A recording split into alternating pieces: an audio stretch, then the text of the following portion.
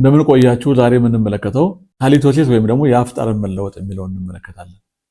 ይሄ በአብዛኛው ብዙ ሰዎችን የሚጎዳ ማንንም ሳይለይ የሚያስቸግር ችግር ነው። ይህ ህመም የቆየ የአፍ ጠረን ሲሆን ብዙ ጊዜ ምክንያቶች አሉት፣ ምልክቶች አሉት። ምን ማድረግ እንዳለብን የሚደረጉ ህክምናዎችም ይኖራሉ፣ መከላከያዎችም ይኖራሉ። እነዚህም በትክክል እንመለከታለን። በትዕግስት በመመልከት በማዳመጥ ከዚህ ጥሩ ትምህርት እናገኛለን ብለን እናስባለን። አሁንም ቻናላችንን ሰብስክራይብ፣ ሼር እና ላይክ እንድታደርጉ ጠይቃችኋለን።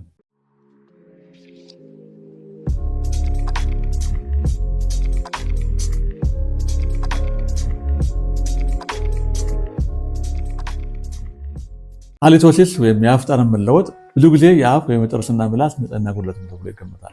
ምክንያቶቹ ያው ቅድም ከላይ እንደገለጹት አንደኛው የአፍ ንጽህና ጉድለት በጥርስና ምላስ ላይ ቆሻሻ መጠራቀም ነው። የምግብ ትርፍራፊ ሲኖሩ እነዚህ ነገሮች ሊከሰቱ ይችላሉ። ሌላው የአፍ ውስጥ ድርቀት፣ በተለያየ ምክንያት አፋችን ይደርቃል። ምራቅ ሲደርቅ ይህም ሊከሰት ይችላል። ለምን? ምላሳችንና ጥርሳችንን በአብዛኛው ጊዜ በምራቅ ስለምናጥበው ይሄ እጥረት ካለ፣ ድርቀት ካለ ሊከሰት ይችላል።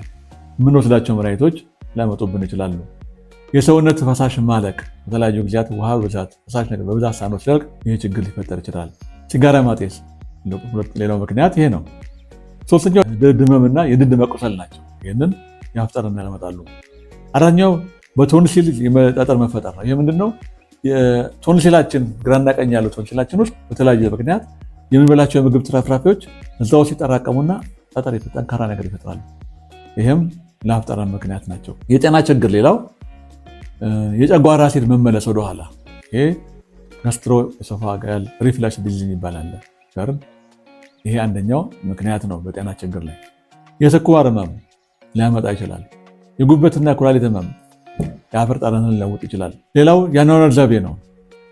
ሲጋራ ማጤስ፣ አልኮል፣ ቡና፣ ከባድ ምግቦች ለምሳሌ እንደ ነጭ ሽንኩርት፣ ቀይ ሽንኩርት ጥሬው በምንጠቀምበት ሰዓት ይህም ሊያመጣ ይችላል። የተለያዩ ምግብ አይነቶች ከባድ ምግቦች ስንመገብ የአፍ ጠረን ይለውጣል። ይህንን መለየት ነው። ምልክቶቹ ቋሚ የሆኑ የአፍ ጠረን መኖር ነው። በራሱ ሽታው የሚፈጠርበት ሰው በአፍ ውስጥ መጥፎ ጣዕም ይሰማዋል። ይህንን የጊዜው ክትትል አድርጎ ያው ከላይ የተገለጸው ማድረግ ነው። ሌላው የአፍ መድረቅ ነው። የድድ መቁሰል ነው። እንዲሁም የጥርስ ህመም ነው።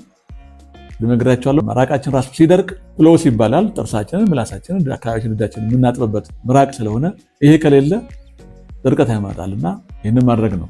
ሌላው ትልቁ አፍንጫችን ውስጥ ሲታመም ራሱ አፍንጫችን ሳይነስ የሚባሉ አሉ። አፍንጫችን አካባቢ፣ አይናችን ስር እነዚህ ሲታመሙ ሽታም ያመጣሉ። ሌላው ምርመራዎቹ ምንድነው? የጥርስ፣ የአፍንጫ፣ የምላስና የጉሮሮ አካላዊ ምርመራዎች ማድረግ ነው። ሐኪም ምርመራ ማድረግ ያውቃል፣ የትኛው ችግር እንደሆነ ሊረዳ ይችላል። ሌላው በላቦራቶሪ የሰልፈር ውህድ ምርመራ ይደረጋል። ይህ ምንድነው ምክንያቱ ለማለት እነዚህ ቅድም የገለጽኩላችሁ የጤና ችግሮች አሉ። እነዚህ የጨጓራ አሲድ ወደ መመለስ፣ ስኳር ህመም፣ የጉበት ህመም፣ የቆየ ኩላሊት ህመም፣ እነዚህ ምርመራ በማድረግ ችግሮችን ለማግኘት ይቻላል። ህክምናው ያው የአፍ ንጽህና መጠበቅ ነው። ጠዋትና ማታም ጥርስና ምላስን ማጽዳት ነው።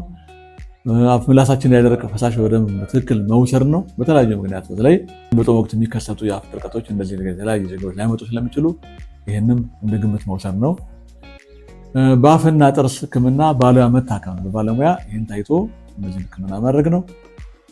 ከፍ ያለ እንደሆነ ደግሞ ሐኪም ምንድን ነው የሚያደርገው? ጸረ ባክቴሪያ መድኃኒት ሊሰጠን ሊያዝል ይችላል። ይህ መጠቀም ነው።